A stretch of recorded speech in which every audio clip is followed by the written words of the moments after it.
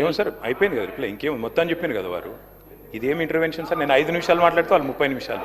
ఇది మీరు మా రెస్క్యూకి రావాలి సార్, ఇది పద్ధతి కాదు sir. Please speaker sir, deputy CM గారు లేస్తే నేను అనుకున్నాను అధ్యక్ష, ముఖ్యమంత్రి గారు సంతకం పెట్టిన ఫైల్ ఎక్కడ దొరికిందేమో మరి ఆ రోజు 2023 డిసెంబర్ 7 నాడు సంతకం పెట్టిన ఫైల్ ఏమైనా దొరికిందేమో, ఈ లోపల మా అధికారులు స్విఫ్ట్గా లెంకులాడినరేమో, పట్టిండేమో డిప్యూటీ సీఎం గారు చెప్తాడేమో అనుకున్నా అధ్యక్ష.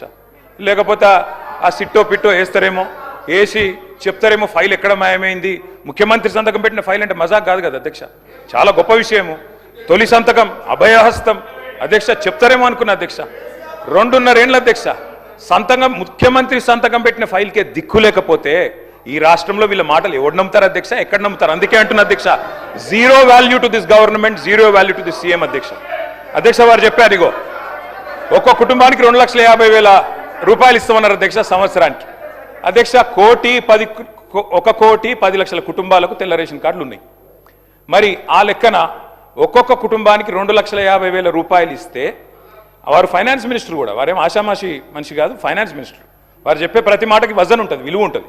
మరి 1,10,00,000 కుటుంబాలకి 2,50,000 రూపాయల చొప్పున మరి ప్రభుత్వం కనుక వెల్ఫేర్ రూపంలో 4,000 పెన్షన్లు, తర్వాత వారు చెప్పినట్టు ఇవన్నీ కూడా ఇంకా చాలా ఉన్నాయి అధ్యక్ష, చదువుమంటే చదువుతా.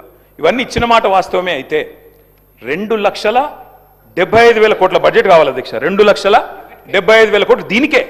ఏది ఈ 2,50,000 కుటుంబానికి ఇవ్వాలంటే, 1,10,00,000 ఇవ్వాలంటే ఇచ్చి ఉంటే, మీరు చెప్పినట్టు బట్టి విక్రమార్క గారు చెప్పిన దానిలో అనుమాత్రమైన వాస్తవం ఉంటే 2,75,000 కోట్లు మీరు ఈ లోపల సంవత్సరానికి ఇచ్చి ఉండాలి. ఇచ్చారా అధ్యక్ష?